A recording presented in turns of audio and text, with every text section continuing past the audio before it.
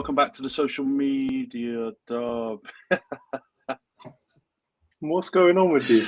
Oh my days! No, Ray's video just stopped right when I was in the middle of that. All right, well, yeah, cut. We'll start again. Welcome back to the social media. Man's gone. That was brilliant. I thought that as well. I went to speak and I just saw a black screen just appear the exact time.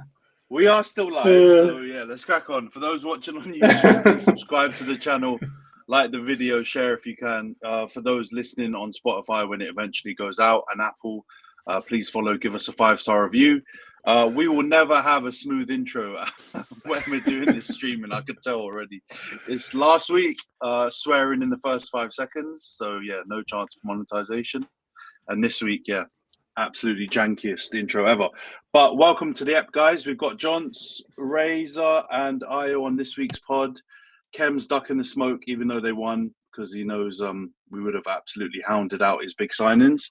And yeah, the other lads will be joining later. But how are you lot doing? Game week 1, first game down. How are you guys feeling? The Prem is back. Yeah, man. Yeah. It was a good game. I actually thought it was a good game, man. Bournemouth were much better than I thought they'd be. I can't lie. I thought they'd be shit considering what I saw from them in pre-season anyway. But yeah, they were much better. But yeah, we'll get into that game first then. Just quick analysis. Liverpool won 4-2 at home to Bournemouth. Who scored for Liverpool again? Ekatike, obviously. Gakpo, Chiesa, and then Salah eventually right at the end. And then Semenyo with a double. So yeah, I'll start with you, Io. What do you make of the game, bro? 4-2, looking a bit sticky for Liverpool in that second half. But yeah, what do you make of it? I think that's like one of the best first games of the season I've seen. It had a bit of everything, to be fair.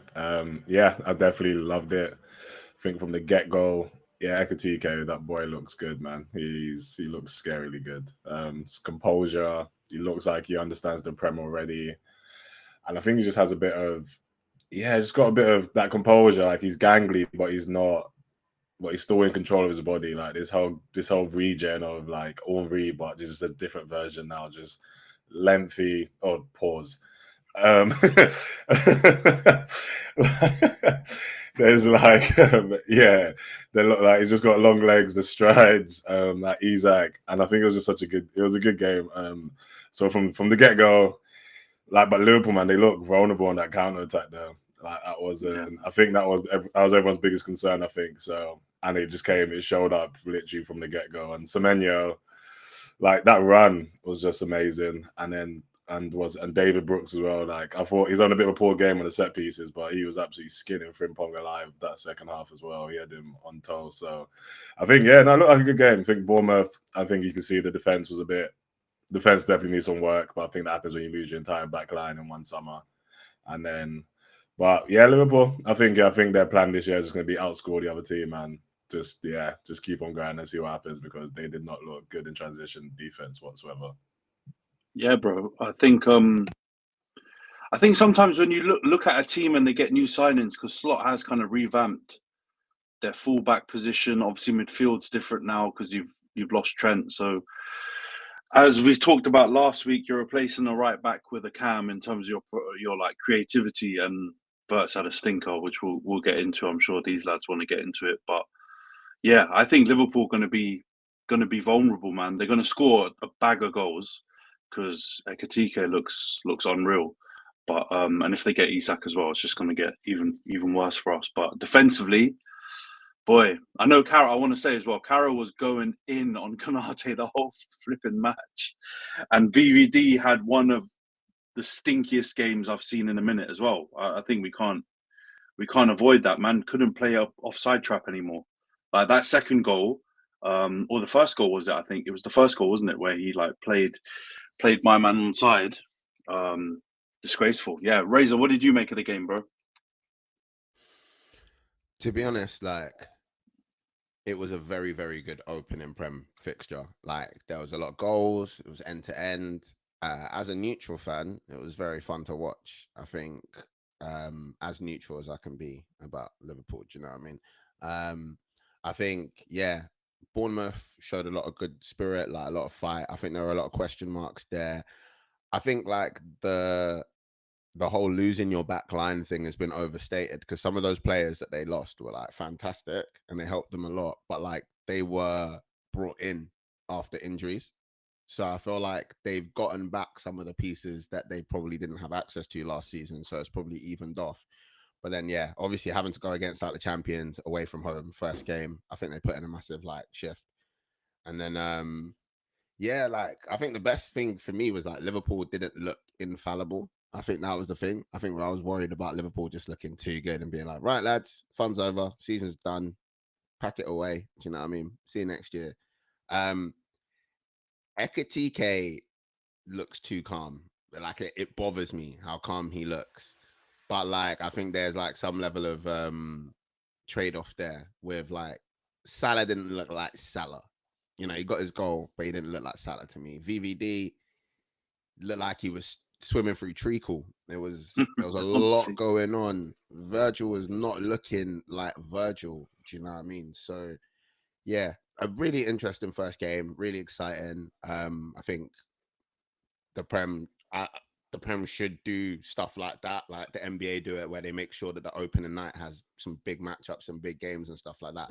That should be a guaranteed in the Prem, like every time. We should get blockbuster stuff for the first game. Do you know what I mean? But that was banging. I'm looking forward to more of it. Yeah, man. I think I think it helps if you have someone other than us kick off the Prem season, because I think the last 2 seasons we've done it and we've had royal stinkers in both of them. So I think it helps. They were boring stinkers. It wasn't like us playing rubbish and then it's a goal fest. I think we beat Wolves 1-0 on the opening day 2 years ago, and we beat Fulham 1-0 on the opening day last season. Both rubbish games. So it was good to have this one for a change, where it was actually goals and excitement. Johns, what did you make of it, bro? Do you also agree on the old Van Dijk criticism? Or I want to get you lot's opinion. Do you think I'm being harsh? Did you lot also think Carroll was being mad harsh on Konate? I thought he was bad, but like Van Dijk was equally rubbish for me.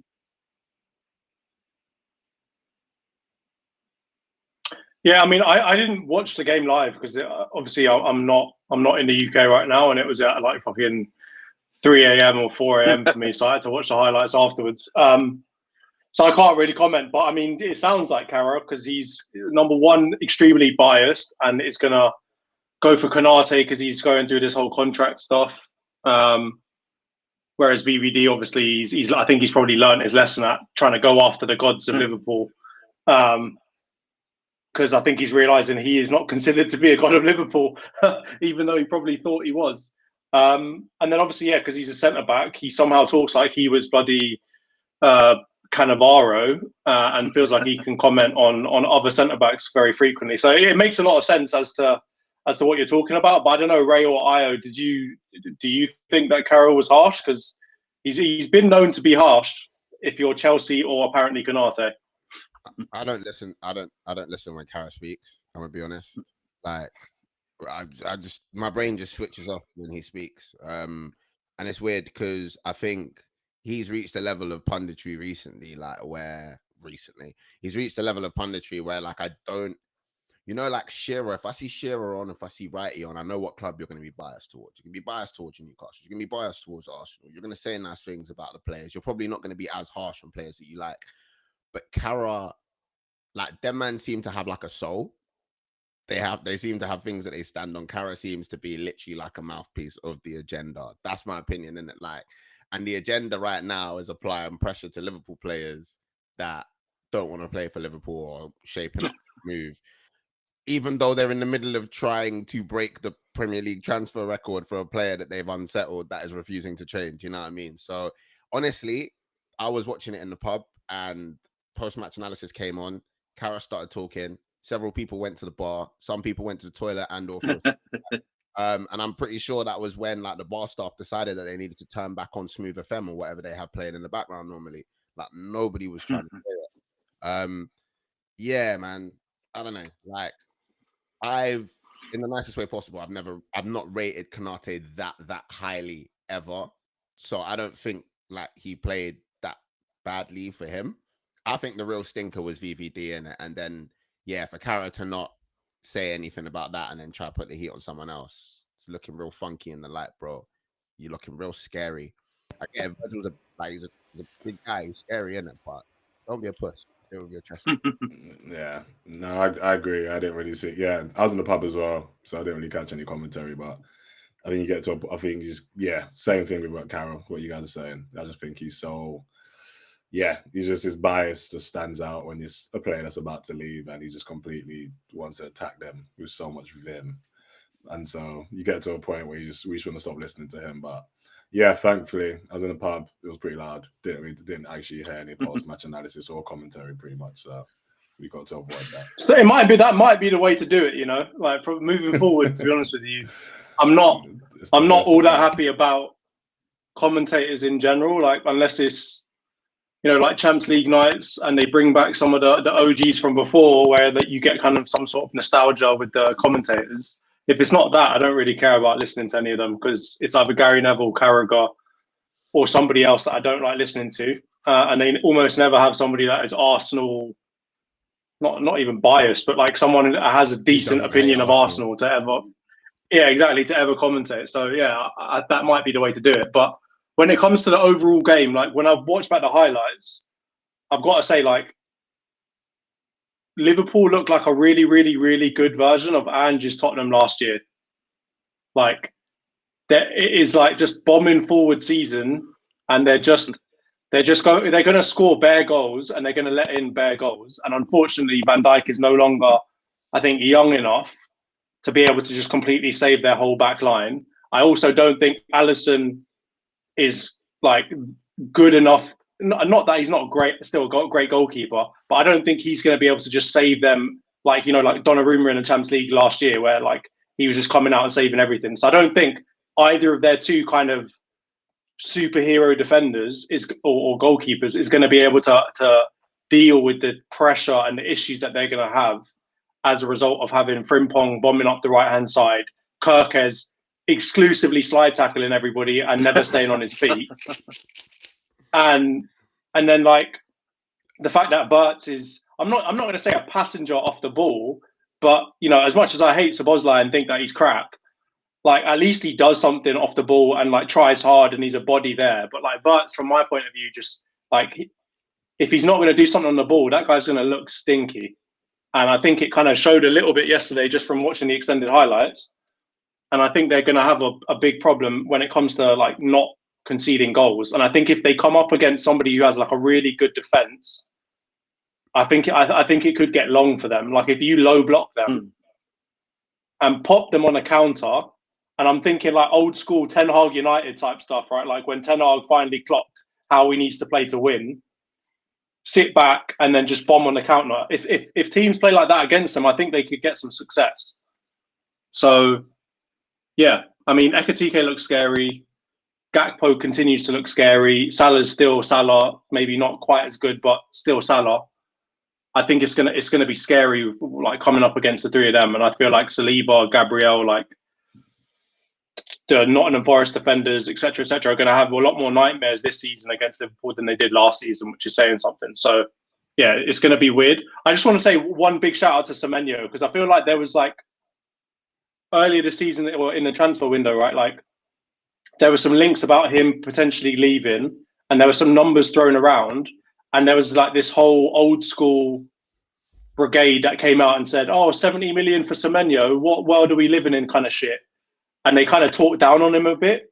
And I feel like, from my point of view, I would argue that I think he's more impactful than a player like Eze even. So I feel like he's probably been hard done by earlier in this transfer window. And I just want to give him a big shout out because he's class. Just say that he's better than Madueke. We know. Of course, he's 1,000% better than Madueke. You're obsessed, bruv. If he said he's better than Eze, if he said he's more impactful than Eze, he obviously thinks he's more impactful than Madueke. Just oh my god! Am I going crazy? Am I going crazy on like he's as impactful as Eze? Maybe not more, but like he's as impactful for their team. I don't think you're going crazy. I think seeing as Io wants to talk about Madueke, we'll talk about Noni for a second. I don't want to. He's proven in a different way. He's kind of more comparable to an Embremo or a Cunha going to United on a lesser extent, in the sense that this is somebody who has proven that they can do it in the Prem, playing 90 minutes every week, putting the team on their back, being a game changer. The question is now, can you do it on a bigger stage with brighter lights at an Old Trafford, the Emirates, Anfield, etc. So yeah, and I completely agree with that. I just think, again, one, do you want to leave somewhere where you're the big boy? I think if that somewhere is Bournemouth, then yeah, the answer is probably yes. But then two, are you prepared to like be a backup and play in like that position, and like can you do it when the lights are bright? I think Semenyo in the current market for 70 mils isn't the worst deal of the summer. Do you know what I mean? No. We're not going to talk about what we think the worst deal of the summer is. Well, yeah, please God, no. We're doing a little bit of I agree on the point. Semenyo is very cold. A bit of recency bias, yeah. He's a very, very good player. I think the costing now makes more sense because we're seeing these other deals and we're like, all right, that's why I made the point yesterday. If I can't remember I don't think I used Madawooks on purpose, but I like Kudus for 55. He's as good as Kudus. So, and if Bournemouth have got more power, I don't know how West Ham sold Kudus for 55 million. By the way, they need to have a word with themselves because you didn't watch West Ham last season. No, I get it. He was shit last season, but no. West Ham was shit last season. No, but he was shit too. Yeah, but like he was basically their hope. He was basically their hope of being better, and like they were like, if we're letting go of this guy, you better bring the cash, man. Like, yeah, but like they could have still got more, in my opinion, right? Like I think definitely. the hype on Kudus the season before was that he was like, how did we with Ten Hag go for all the shit Ajax players and not go for Kudus? Was basically what everyone was saying. But yeah, I mean, if you look at good, but before these other signings, if you look, I do think 70 looked a bit crazy. Even if I really rate Semenyo, if you didn't have these other signings as like a yardstick to measure it, just throwing out 70, you would go, what the hell? That's a lot of money, right? Yeah, but especially if you're West Ham and you saw Tottenham putting in bigger bids for Gibbs White, like, why are you not trying to push them to say, you know what, you're going to pay that for Gibbs White? Why are you not paying that for Kudus? So, like, yeah, someone out in West Ham has had a mare on that one. But yeah, overall, I think Semenyo, he he continues to look really, really good. I think obviously Bournemouth have lost a lot of players, but when I was setting my FPL team and I was just going through the Bournemouth players like in the attack, they've still got Evan Nilsson, who's a baller. They've still got Semenyo, who's a baller. I think they're gonna be okay. They're not going to be as good as last year. I mean, they've lost pretty much all of their their centre backs, right? Like, or all of their good ones, starting ones, right? So I think it's going to be a harder year for them, but they still look really, really good going forward. And I mean, did you lot see that training video of Semenyo earlier in the transfer window, where man was just slapping in finishes left, right, and centre? I don't think he missed a single one, and he pretty much hammered them all as hard as he could, and they went like, in various different corners of the goal. So I feel like he's going to be. I think he's going to be banging in goals for them. I think Evan Nilsson's still going to be good. So, yeah, they look good. But Liverpool, yeah, man, they look vulnerable. Has Kirkes always been like a head loss merchant? Because I don't remember ever seeing that. I was trying to think. Is it like a thing? Did he have like, when you have a lot of like resentment? Yeah.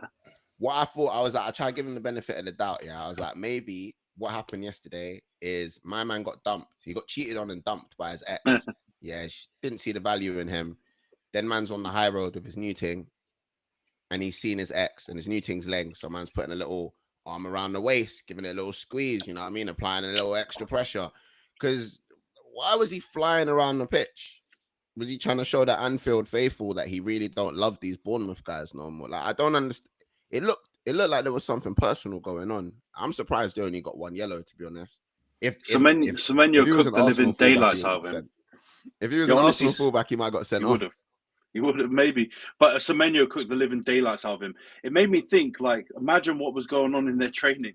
I'm wondering, like, maybe Semenyo was that guy that just ripped Kirkes every day in training, because he had him on toast every single time he took him on. Like, Kirkes was, I think that's what caused him to, like, head loss and just start 2-footing every single challenge that he could.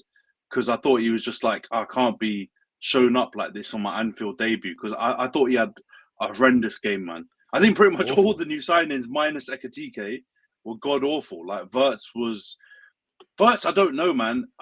The thing about him, I'm not gonna allow whatever lying fee Kem says, even if it's that low fee of 116 or whatever.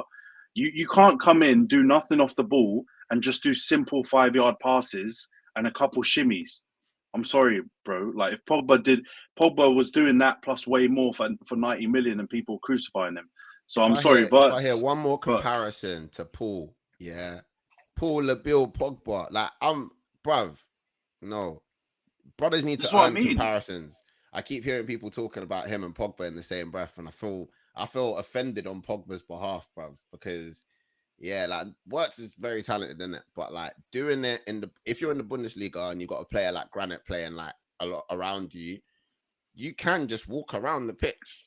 In the Bundesliga, you can probably walk around the pitch in like 8 out of 10 games and not get exposed. But we said it.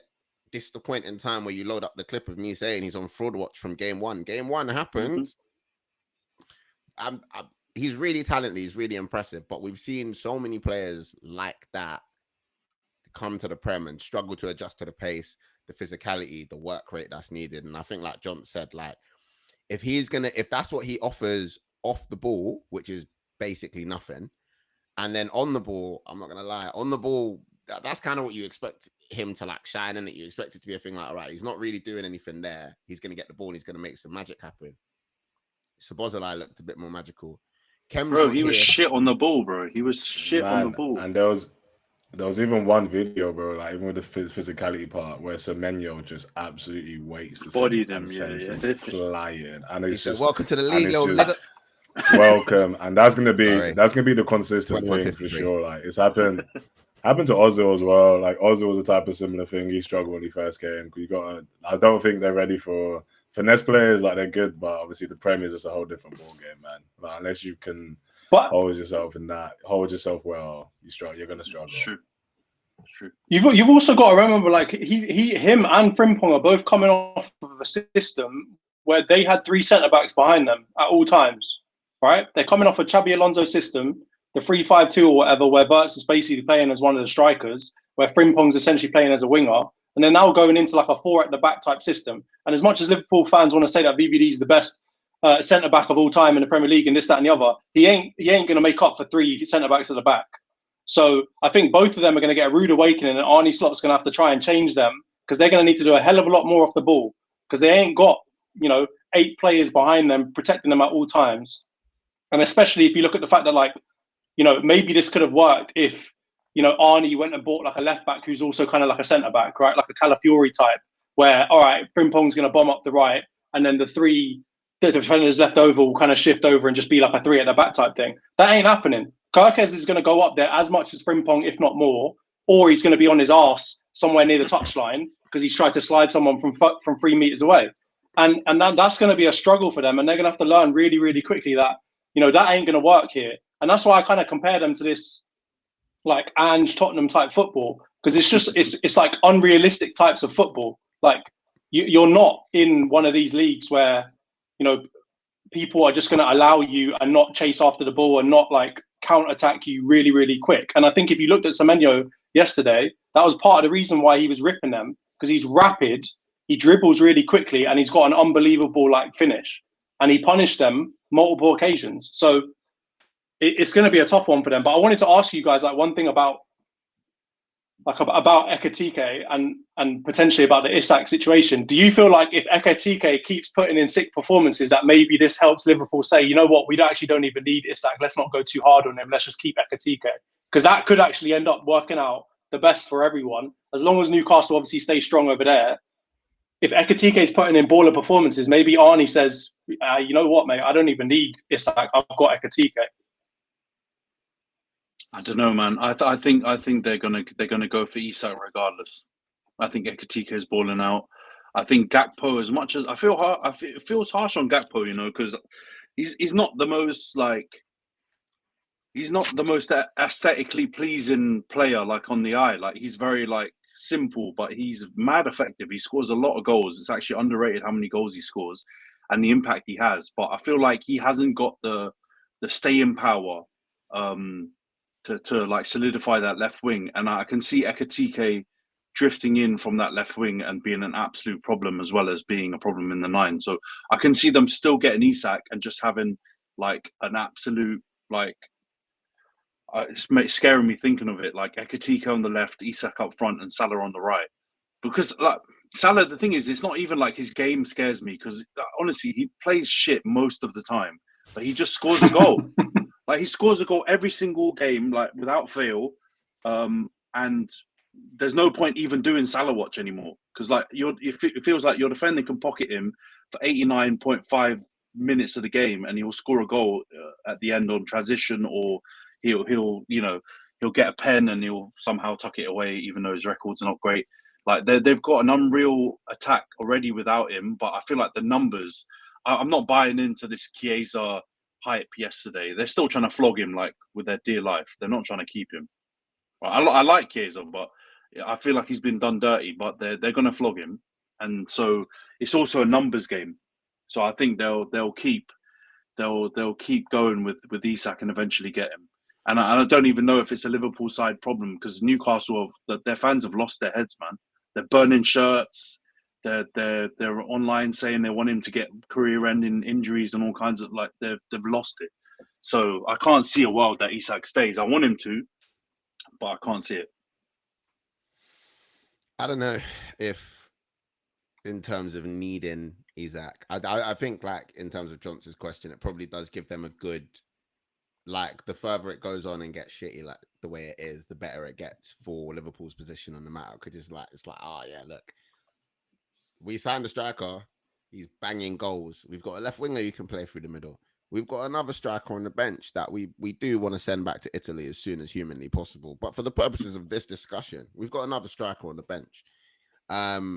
Yeah, I think it can only strengthen their position. I think all the Newcastle head loss and whatnot only strengthens their position as well, because it's just like, he's not coming back to play for you guys. Like, every day that passes, Eddie Howe, I feel like he's trying to do the maddest damage control in interviews without getting his head back blown off by like all the like the Toon Army, because he's like, he's the kind of player I'd love for him to be happy here. If we've got access to him, we'd love to use him. Because what do you say? You got like one of the best strikers in the Prem. It's like, yeah, bro, if the window closes and you're still here, train with the under 23s for a bit, but I beg you come back and help us do some stuff here. And it's like, it seems to have gotten toxic past that point.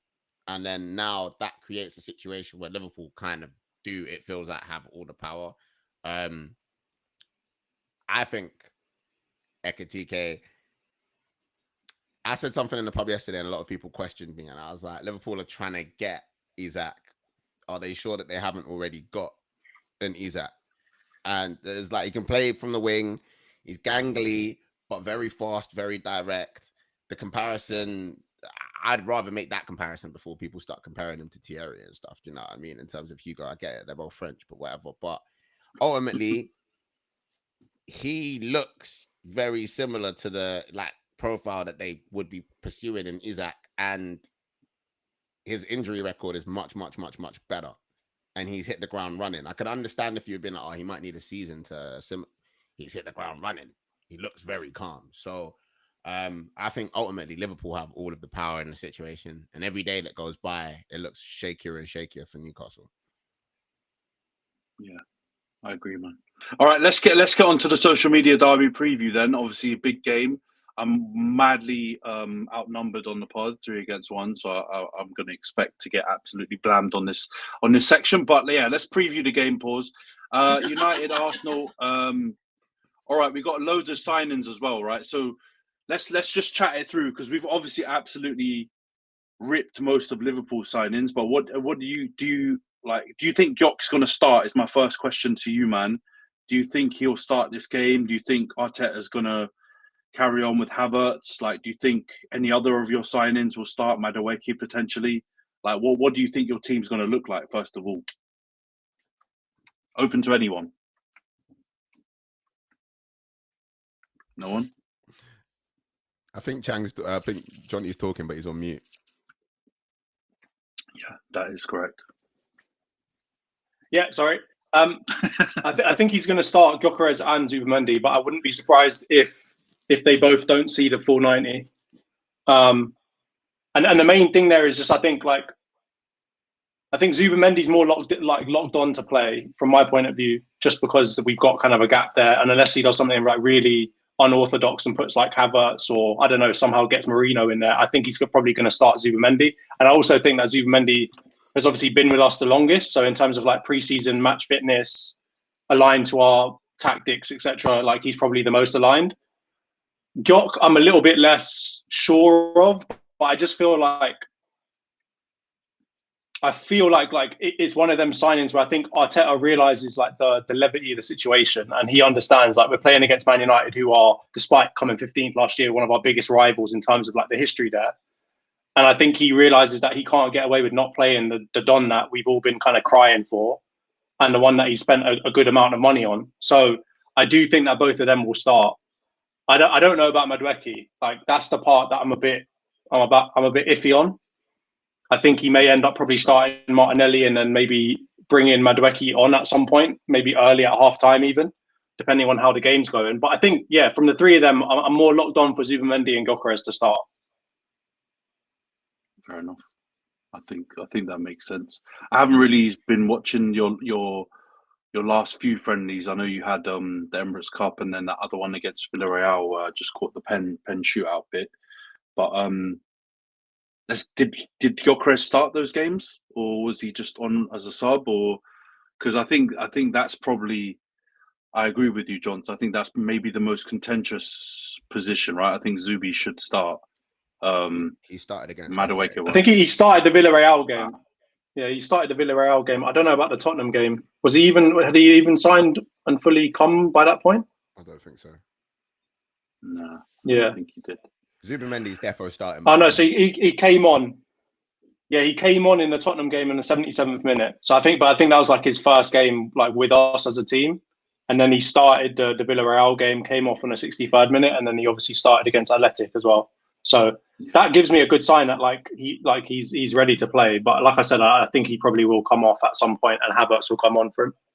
Yeah, Zubi's Arteta's obsessed with him. Even if you look at the press conference responses, he's like very like cautious about how he talks about Gyökeres. He's like, it's weird because he is naturally a very fit player, so he expects to be in selection contention. I would love to like use him, but we just got to see how well he They ask him about Zubimendi. He's just like, yes, we're very happy with how he's been playing, and he'll be fit for Sunday. I don't think I've seen Arteta respond that positively in terms of a fitness question ever. Like he's obsessed with Zubimendi. So yeah, I think he's defo starting. I think similar to what Johnny said, I think we're going to get Gyökeres to start and then come off maybe 60th, 70th minute. I don't know if I would have preferred that from like the other way, like Havertz to start, Gyökeres to kind of come on. But we'll see. You never know with Arteta. I think Madueke might see some time, but on the pitch. But I think that's really dependent on how the game goes and where he implements him. I think we're more likely to see him coming on the left, because Arteta's not going to stop being Arteta. Like Saka's probably playing 90 minutes, 85 minutes in this game, and do you know what I'm saying? So, yeah, man, here we go. I see. I'm the opposite. I was in the pub yesterday, and I got one of my mates is a big Coventry City fan, and he was just like, "Gyökeres is starting." I was like, "There's just no way. There's just no like Arteta's. He's not starting Gyökeres. Like he's starting Havertz. Havertz is his project, and Havertz starts the first game of the season, and then until he realizes it's not working." That's when Gyökeres finally gets a start. And also, I was actually like, not as much as a preseason with us. So Zubimendi, I agree with, but I'm fairly confident when that lineup comes up tomorrow at like 3 p.m. We're gonna see Havertz, Saka, Martinelli as our front three again. And I will not have a head loss because I prepared myself mentally for it happening. So I know it's coming. So I don't have expectations anymore. The only head loss comes if that Martinelli is replaced with Madueke. Then we got problems. But I think, I definitely see Zubimendi. I definitely see Zubimendi starting. Hopefully, Gabriel's like back to full fitness. Fingers crossed. And then we got same in the back line as well. And yeah, I just think Havertz. I think Havertz starts, and then Zubimendi, Rice, and Odegaard. And yeah, but I think that's definitely. Do you think that Havertz is starting purely just because you expect Arteta to do the opposite of what is logical? Is that your reasoning for it? I've just learned to expect that from that guy. I've watched the last 5 years, and Havertz's project. I think he is so determined to making him work. And so, first game of the season, I think his reason will be like, obviously, if we win the game at the end, I think he'll come and say, Havertz has been there longer. He knows the system. It made more sense to start him. Gyökeres only just got here. We thought give him like 20 minutes at the end of the game just to see how he fits in here. I can already see what he's going to say. And so, yeah, logically, start Gyökeres because he's a better striker is what a normal manager would do. Unfortunately. Okay, but we don't have that. but here's my counter to that argument. Yeah, let me counter that argument. Right, when maybe this is different circumstances under how we bought Raya, but remember, right, Raya came in. It was the whole Ramsdale Raya. They're going to be sharing it. We don't know what's going to go on, and then bang, from the start of the season, Ramsdale did not touch pitch unless it was a cup game. It was Raya only, essentially. I know that Raya was probably more of what Arteta wanted, but do you not kind of feel like he's probably rope-a-doping us, and you're just going to see him go Gyökeres 100% from the get-go? Jonty, he spent £65 million on Kai Havertz. This man he spent 62 on Noni. You think Noni's going to start? Sorry. I'm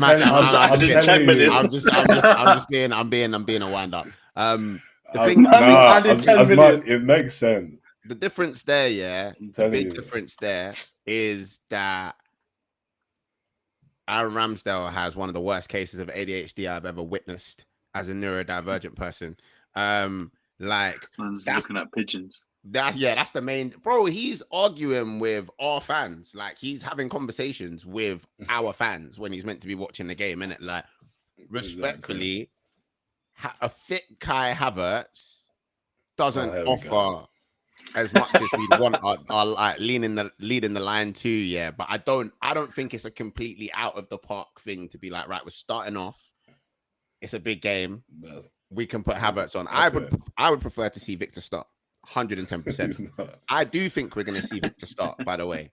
I don't think he's going to start Havertz. I think he's going to do what he did in that Athletic Club game, bring Havertz on in the second half to just bully their centre-backs when they get tired. Just elbow them man in the jaw and shit. Remember what they said in the summer? He's put on so much size. It's the biggest we've seen Kai Havertz. The propaganda has been lined up this entire summer for this first game of the year. Kai Havertz is starting for Arsenal Football Club on Sunday at 4:30. I 100% Man gave us the exact kickoff time. I'm telling you, bro. I'm telling you, bro. Havertz is starting, and we're just I don't think so. I don't want him to start. I feel like Gyökeres, bro. But Gyökeres, you've seen in these interviews, right? Did you see like some of the like social media stuff that they did with Gyökeres? Yeah, where they were like asking him about all these different things, like and I think they asked him about like he's mental, bro. Like he wants to play, and if he doesn't play, he's gonna kick off in the background. He's gonna be doing the opposite of Fergie, throwing boots at the manager. So I'm sorry, but I feel like Gyökeres is not taking that, because I feel like they asked him a question about who is it, like Odegaard or someone, and they said, oh, what would you like ask for him, or or what message do you want to send to him? And he was just like, feed me the ball. Man doesn't care. Just put the ball on a plate in front of me and let me slap goals in. I don't care anything about it. We're not here to be friends. Play me and let me score. This is what I need. I've had too many aura farmers.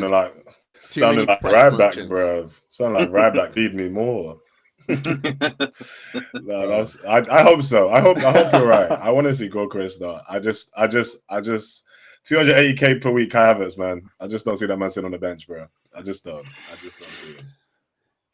How much does Jesus make? How much does Zinchenko make? I don't know. Give Jesus healthy knees and he'd be starting the game. I tell you that. Give him some healthy knees, he'd be starting. let's not do this, I'm because telling you. I have great opinions on Gabriel Jesus. When he's fit, when his knee works, He's a good player. he's a Exactly. great player. Exactly. When the knees are healthy, he's there. I'm just But you know what? I agree with you. I agree with Ayo's end result, but I agree with Razor's like logic on it. I think he's going to play Havertz because I think it makes sense to bring Gyökeres off the bench, tired legs, run the channels. Like I can't see the benefit of bringing Havertz off the bench if I'm trying to think like what Arteta might be thinking. Like I agree that Gyökeres should play because he's just a better player by a distance from what I've seen of them. But I think tactically he might choose Havertz for that reason. But you know, if Gyökeres sits on the bench for 50 minutes, he might come on the pitch on smoke, by the way. Yeah, he might come on the pitch like, you made me sit down and watch this donkey. You listen, bro. Give me the ball. Give me the ball. Like, do you know what I mean? He might have that energy, I which think it's true. I welcome. Yeah, I think it's possible. Go on, bro. I think it'll be close. I think it's be a close game, though, man. I think everyone's, as much as United are absolutely terrible. I see. It's just United Arsenal, and I think the motivation is just going to be there. As I said, I think last week we predicted it. I definitely see like a 2-2 draw. I just don't. I feel like your front three is going to be good, and I don't think it's going to be as open shot as everyone thinks it's going to be. Hopefully it is, but I can see United. I don't know. Yeah, I just don't know. I don't think it's going to be as easy as it should be for a team that finished 5th. They're always close games with United as well, right? Like even that time that we beat them, was it 3-1? Like it was 1-1 until like the 85th minute or whatever, and then we banged in 2 goals, and Gabby Jesus made, who is it? Dallo looked like an absolute muppet, right? Yeah, slide off the pitch. But they're always close games, and we don't always win them, right? There's a lot of draws. Exactly. There's a lot of like United nicking it at the last minute. There's a lot of Arsenal nicking it at the last minute. As much as I'd love this to be the banter era where we're battering them 8-2 and this, that, and the other, it doesn't appear to be the case. So it's going to be a mad one, and I'm still upset that we got given this on our like the first game of the season. Like it's. As much as I want the first games to be entertaining, like you guys said, like it's mad that we got given these games. Both of our teams got shaked when it came to the first 5 fixtures. I think we got the hardest run based on the finishing positions of all the teams that we got in the first 5. But you've got us away, City away, Liverpool. We got Liverpool, bro. Yeah, Liverpool away in the 3rd game. So you got a pretty tough run. But I prefer that. Yeah, I mean 100%. You could. It depends, right? I think you kind of want to maybe get them out of the way early. But at the same time, I think it will be a tricky game. My big call on our side is that I don't think Sesko's going to start. I think he's going to come off the bench. I think they're going to play. We'll probably play Cunha in the 9, and Bruno in the 10 with Mbeumo in the 10, and then I reckon we'll pack out the midfield with just ball winners, Casemiro, Ugarte, and not really go for any kind of ball playing, which annoys me. Who's been starting for you? Who's been starting for you in like your friendlies? I swear that Mount started as like your 9 for one of the games, didn't he? He started in the last one, but I think that was some mind games. I think that was the idea, to try and let Rasmus know that he's absolute shit and we're trying to get rid of him because man didn't touch the pitch, and we played Mount in the 9. So I think that was mind games, to be honest. But in previous games, we've been starting either Cunha in the 9 or Rasmus in the 9, with Bruno in the 10 and Kobe and Ugarte in midfield. But I don't think he'll go for Kobe in this game, as much as I'd be happy for him to play in there. I think he's going to go for the ankle kickers, and he's going to put Ugarte and Casemiro in midfield, I think, to try and rattle Zubimendi and Rice. But I don't think we're gonna start Sesko. I would love to start Sesko, but I don't think we'll play him. He'll come off the bench, I'm pretty sure. All right, Ayo, you gave your prediction already, so let's get into that part then. You're going to go for 2-2, yeah? Yeah, I think 2-2 looks likely. Yeah, for sure. All right, Razor, what are you saying, bro? What's your prediction on the game? I've got a temptation with that 2-2, but I'm actually leaning towards a 3-1 Arsenal. I think United. I think your front, like pretty much spot on with the analysis from both of the boys, actually. I think United have made massive improvements on their front three. However they deploy that, the way that you said you think it might work out, I think that would probably suit our defenders a bit more. Having someone like Mason Mount in a false nine, delicious, delectable. Let me have it. I'd much rather that than a natural striker. I'm sure Gabriel and Saliba will too. Yeah, it's the midfield, isn't it? Like you said a crazy sentence just now. Like, well, it would be crazy if you weren't a United fan, but you were like, oh yeah, he's gonna have Casemiro and Ugarte on and try and like rattle Zubimendi and Rice. And I was like, I feel like if you're not a United fan, that sentence makes sense. But if you're a United fan, that sentence might make sense. But it didn't make any sense to me. I'm not worried about them. I think your midfield is where it's not really happened. Then obviously Baleba not coming through. Shout out Nash doing his transfer grading based on Baleba. But yeah, with him not coming through, I don't know. It looks like the same thing. You've still got Onana in goal. Defense improved, but yeah, like I think Arsenal fans are being Arsenal fans. I think we're worried. United have been a bogey team. Old Trafford's a scary place to play for us historically, but this team, they're not the team from last season, but they're not them guys. They're definitely not them guys. Like I just think we're giving them too much respect. So I'm gonna go 3-1. All right, John, let's go for it, bro. What's your prediction? So I think one of the big things everyone's got to remember, right, is that like in this 3-5-2 or was it 3-4-2-1 formation type stuff that he does, he can either play two defensive kind of wing backs or he can play two attacking ones depending on who he's playing. And every single time that we played them last season, he stuck in Mazraoui and Dalot in those positions and basically had a 5 at the back. And it basically led to them just low blocking us really, really well, breaking on counters and being able to score against us, right? So I think it's going to be, first of all, a terrible game to watch. It's going to be hideous. It's going to be low block season. It's going to be Arsenal just looking to pass. It's going to be Odegaard doing his little dinks to no one sometimes. It's going to be that kind of game. And that is going to stink for the fans to watch. And as a result, I think it's going to be not like a super low scoring game, but I don't feel like it's going to be like the one of these big scoring games. So I'm going to go for a 2-1 Arsenal. And I'm going to make a special caveat here. This is my big shout of the season, which is actually not that big a shout if you're an Arsenal fan. Someone from Arsenal is getting sent off. And the goal that we concede is going to be a penalty off of some sort of new holding rule that they put in place now, where they're going to be giving away a lot more penalties off of corners. So they're going to get a corner. Gabriel or somebody, probably Miles Lewis-Skelly, because that's always seems to be. It seems to be him that gets targeted. He's going to touch someone a little bit too much, and he's going to give away a penalty, and that's going to be their goal. So those are my big shouts. We'll win 2-1, but it's going to be a shaky one. We're going to be 2-1 up and then get a man sent off late, and we're going to have to low block you. Wow, man's throwing in crazy shouts. I can see you've definitely watched that Howard Webb clip on YouTube where he's talking about all the new rules. I knew it straight away. All right, yeah. Raya's getting a yellow card for holding it longer than 8 seconds. Skelly's giving away a penalty and getting a yellow for it. Like we know what's going to happen, lads. Come on.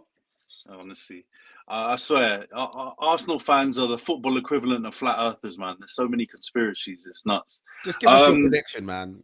No. I've got. Yeah, what's your prediction? Exactly. Three against one. Crazy. I'm gonna, bro. I have to come out swinging. It's 3 against 1. What am I supposed to do? Just take it. Like, bring your prediction. We're not asking about your conspiracy. No. Theory. I don't have a conspiracy theory, bro. I think we're gonna win 2-1. But I agree with the general way of the game. I think we'll start off low blocking the hell out of you. But I do think in the home tie last season, we started that way in the first half, and it didn't actually work that well. And in the second half, he went to the more attacking version of the formation, and we actually played way better against you guys. And in my opinion, should have won that game last season. If Bruno isn't missing sitters, then we would have won that game at home against you lot. So I think that's probably going to be how the game's going to go. I think we'll try and keep it kind of boring and as tight as possible in the first 60 minutes, and then probably throw the kitchen sink at you if it's if the scoreline's level or we're trailing. So I'm gonna go for 2-1 us. Yeah, I know you were better against Bilbao, but you haven't moved me in the friendlies. So I was expecting you to come up with a different style of play or kind of adjust it more with Gyökeres. But from what I've seen in the little bits of the friendlies I've seen from you guys, it looks like the same kind of approach, which I don't think is going to work. I think you're going to need to change it with Gyökeres in the team to actually get the most out of him. Otherwise, you might as well just keep Havertz or Marino in the 9 and keep playing that football you were playing last season. But yeah, I think it will be tight. I don't agree with the 3-1. I think that's the roguish shout, because even the other games we've had in the last last 3 years, all the games. I know there was the 3-1, but at the Emirates, what was it, 2 seasons ago? But that was 1-1 until like 89 minutes. We scored an offside goal, and then Rice scored, and then on the counter in the literally last 10 seconds of the game, he scored the third one. So I think it'll be a one goal difference either way. I don't think it will be a draw. I think we both need to win it as well, because Liverpool won. I think City's going to win today. Chelsea are going to win today as well. I think, or on Sunday when they play. I think it's going to be a lot of pressure on the game already. All right, guys, let's go on to the preview for the other 3 Big Six teams. I know you guys were lobbying for Spurs not to be included, but considering how they've been playing recently and the fact they beat you last time in the friendly, I feel like we got to put them in. They're playing Burnley at home. I'll start with you, Johns, this time. What's your prediction on that game, Spurs at home to Burnley? You're on mute, mate. This guy's moving like Zoom in 2019. What's wrong with you, bro? Unmute, son. I'm being respectful of the other guests, not to have the background noises and this, that, and the other. But yeah, I think Spurs win. I'm not moved with Burnley at all. I don't think that the signings that they've made are going to be enough to keep them up. As much as Spurs are Spursy, like I've said before, and in my prediction, I did say that I think Spurs will actually surprise a lot of us, because I think Thomas Frank is a very, very good manager. And if they don't get all the injuries that they kind of had last season, with a manager that actually cares about not letting goals in, I think they'll end up being a lot better. So I think Spurs win that 3-1, and I think the Burnley goal is going to be massively against play. I don't feel like they're going to deserve a goal at all. I think Spurs are just going to be a bit Spursy and let a goal in. Yeah, fair enough. All right, Razor, what's your prediction for that one? Yeah, pretty similar, to be honest. I could see it being a 3-0, maybe even a 4-0, just because Spurs' first home game coming out and being like, welcome back to the Prem. Yeah, but I can see a 3-1, 4-1. I just echoing what Johnny said. I can't really see Spurs not being Spurs for even 2 minutes against the run of play and conceding a goal. I do think they'll get a lot of goals this season, though. So I think final prediction, split the difference, probably 4-1. I think we're going to see a lot of goals from them. Right, you guys are going for a goal fest. What's your prediction, bro? You also going for something similar? Yeah, pretty similar. I think I'd say about 3-0. I think 3-0 at home. I don't think Burnley's going to offer anything really this year. So, yeah, I think 3-0. Spurs unfortunately take a good win, and then I said, as Johnny said as well, Thomas Frank I think is a great manager. So I think he's definitely going to have them playing the right type of football. And Spurs 3-0. All right, that makes sense. I'm not sure about the goal. I know they scored a few against PSG, but it seemed like in the other friendlies they weren't quite as fluid going forward. Like, he's got them actually looking mad strong defensively out of nowhere, considering how Ange had them looking. But I don't know if that attack just still stinks, bro. They're playing Bayern Munich and PSG, though. They're playing Burnley. I know, but they're gonna come clap on, man. their cheeks, man. Nah. Yeah, but I mean, in saying that, bro, they played Luton and did not score. It was a 0-0 draw in their club friendlies. They beat us obviously 1-0, drew with Newcastle 1-1, and then got battered by Bayern. Yeah, I think eventually Frank's team, they do play like, they basically play like a Swiss Army knife for football. They can play any style of football, including like really attacking. But I can't see it being like that game week 1, as shite as I'm predicting Burnley to be, because I agree with you guys. They're going to be terrible. Scott Parker as well. I'm predicting him to quit after like game week 5. He's not even lasting until like the first or second international break. Like he's a big time quitter. So I think that team's poor, man. But I'm gonna go Spurs 2-0. Yeah, come on, bro. He's quit like the last few jobs he's had in the Prem for like the most stupid reasons. But yeah, I'll go 2-0 because I think they'll win because Burnley are rubbish. But I think that attack is just not it. All right, let's go to the Wolves City game then. We'll flip it. We'll go the other way round. Io, what's your prediction for that one, bro? Yeah, I think City again. I think City will come out, try to might make a statement. I think they'll definitely run out. Maybe you don't think it'll be a big scoring game, but I could definitely see like a 2-0, maybe just 2-0, but very easy game for them to just control from the beginning to the end. I think the new signers will bed in well. And then, yeah, I just think they'll just make it quick, effective, just kind of just see the game out, not too many frills. And this year, I think obviously, yeah, seeing Liverpool win as well, I think that's extra motivation for them to just make sure they don't make any slip-ups. So, I think they'll go out there, run out 2-0 winners, and then, yeah, just keep it easy. Maybe Cherky might get a goal on his debut, I can imagine, because I could just imagine him just trying to show up some of his skills. So, yeah, maybe Cherky 2-0 victory. I see for City. Fair enough. All right, Razor, what's your score prediction on this one? I'm keeping my score predictions goal fest. So I'm going 3-0 with this one. I reckon Haaland's going to get at least 2. But yeah, I think City are coming out with the energy of it's not last season, bruv. And I think Pep wants him to come out with that energy. Someone said it. He fixed his marriage. You know what I mean? All bets are off. He's back outside. Do you know what I'm saying? Wolves also, I just don't think they're going to have enough firepower for this season. And I think they may have already resigned themselves to just being in that little pocket above the relegation scrap. Yeah, I can see Strand Larsen getting a lot of goals this season, but not today. So yeah, I think 3-0. I think City are going to absolutely smash them. They're going to boo out Nori. Even if he's on the bench, it's going to be a fun watch, I reckon, if you're not a Wolverhampton Wanderers fan. But yeah, I can't see them offering anything. Fair enough. 3-0. All right, 2-0, 3-0. Johns, what's your prediction on this one? So I'm kind of conflicted here, right? Because I mean, City almost always, and Haaland particularly, always starts like really quick. I think if I remember correctly, like he had a stinky end of the season in terms of the amount of, like, not end of the season, but second half of the season last year. But if I remember correctly, he was like the top goal scorer at least for the like first 10 games, and he was slapping in goals, and everyone was like, "Oh no, Haaland's going to be Haaland again." And then he kind of slowed down as they got worse.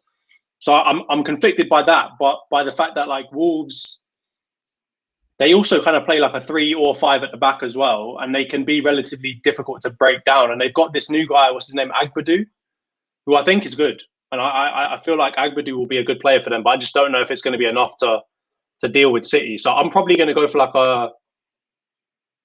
I'll go for like a 2-0 City win, but I don't feel like it's going to be a proper routing. And I would agree with Razor that I think Haaland will probably get either one or both of those goals.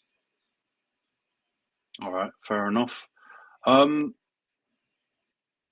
gonna break the mold a little bit. I don't disagree that Wolves are going to be in a scrap, but I really rate their manager. You know, last season what he did when he came in, like no one knew who he was, and I mean, speaking personally, I loved Gary O'Neill. I thought he was class, and I didn't really, I didn't love seeing him losing his job in that way. But he really got them playing, man. And I think I don't know too much about their Cunha replacement.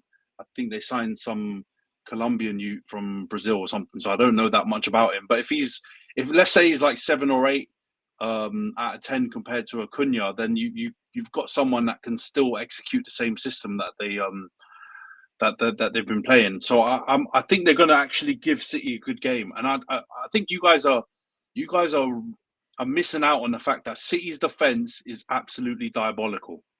Like they've got an absolutely diabolical defense. So I can't see a clean sheet coming for City in this game.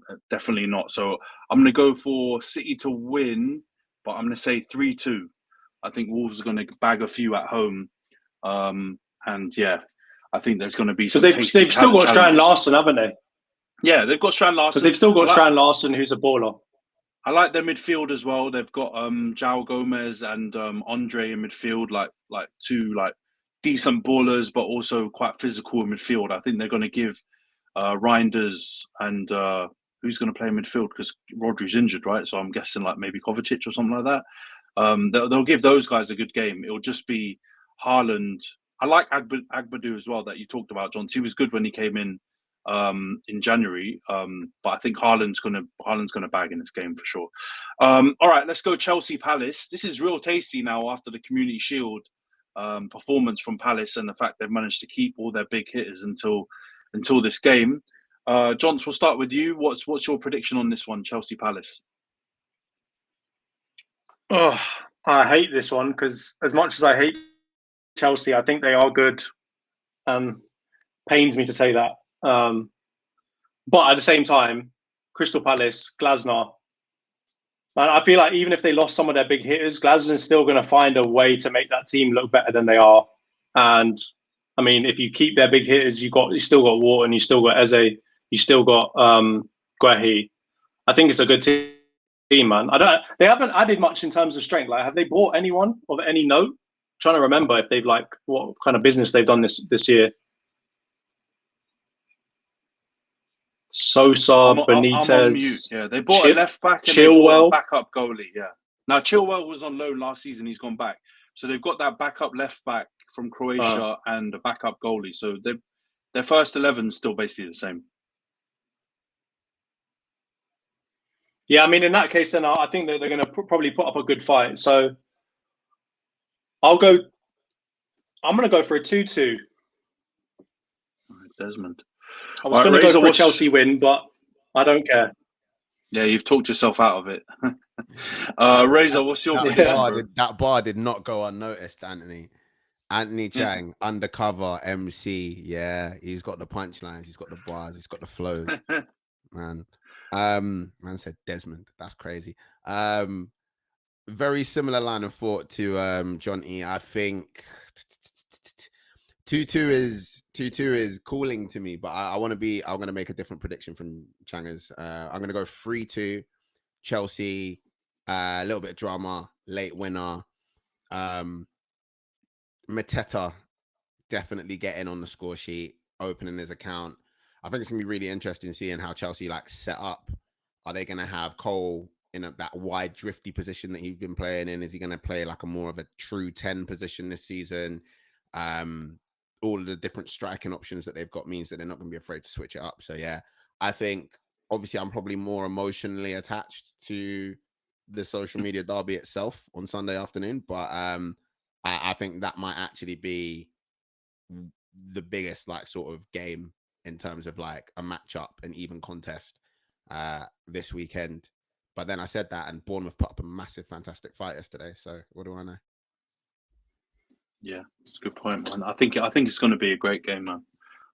It's the perfect starter to that Sunday meal of football, man. Aya, what's your prediction on this one?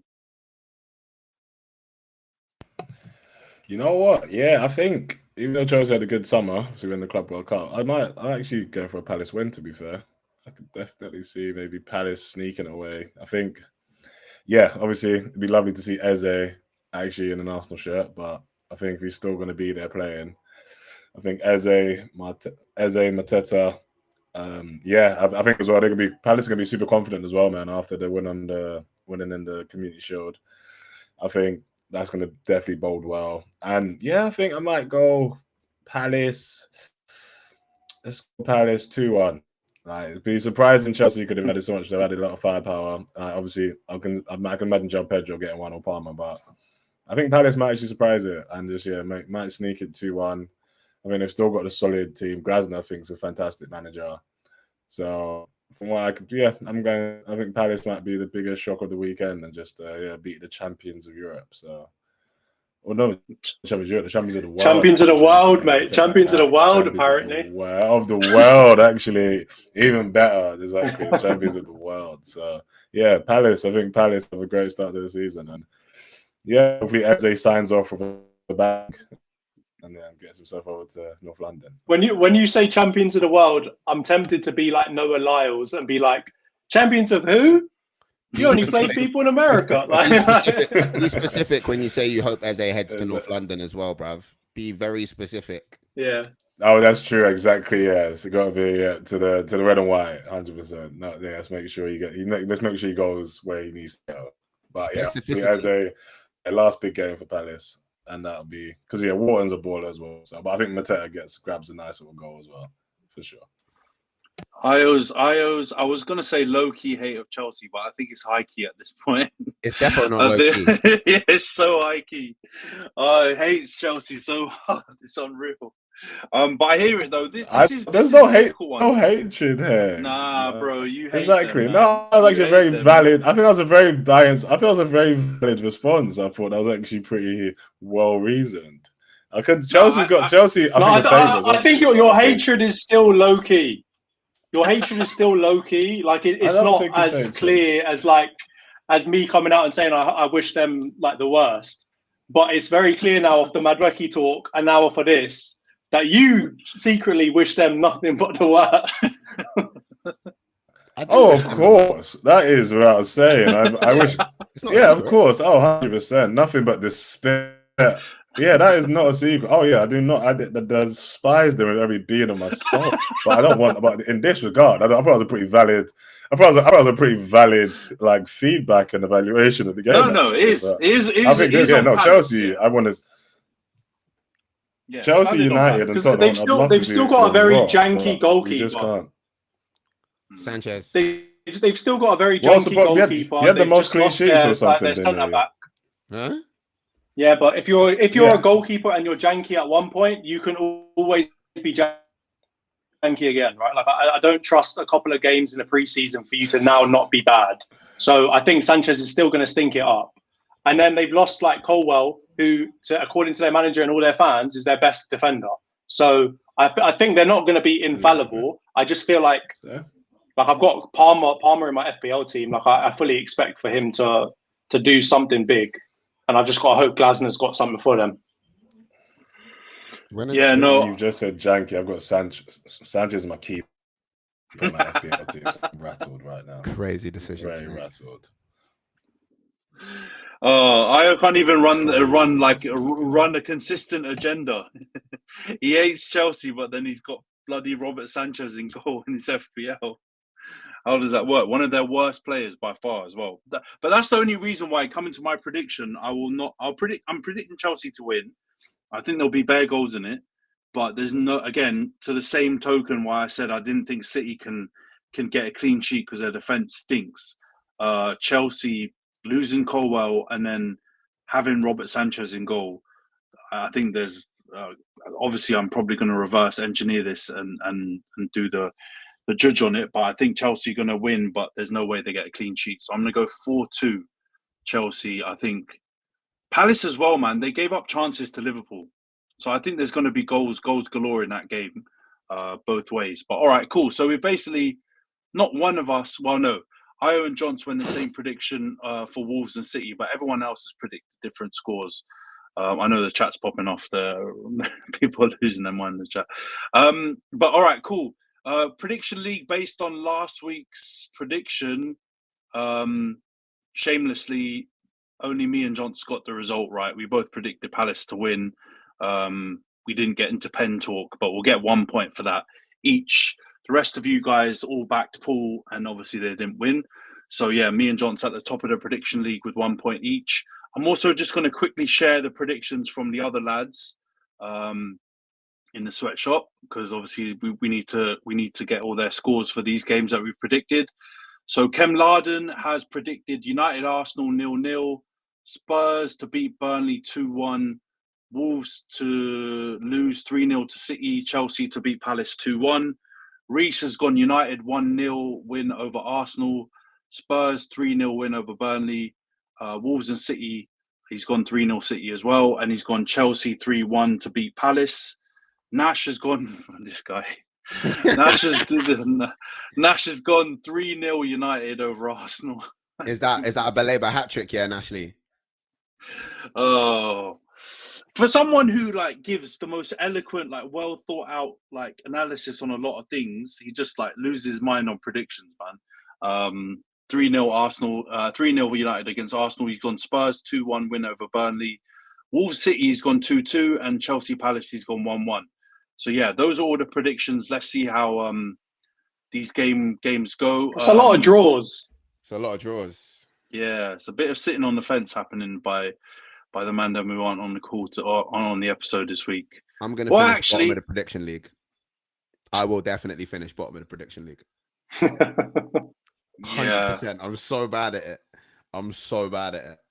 I don't know, man. I'm looking at these Nash ones again. I don't know. You guys might be bum fighting on the bottom of the league. But all right, guys, we'll wrap up the app here. Great one. We managed to not talk about Madueke. It's a fucking miracle. I can't believe it. But yeah, let's wrap up here. All right. Thanks everyone for tuning in. Great episode, guys. We'll see you guys next week. All right. Thanks, everyone.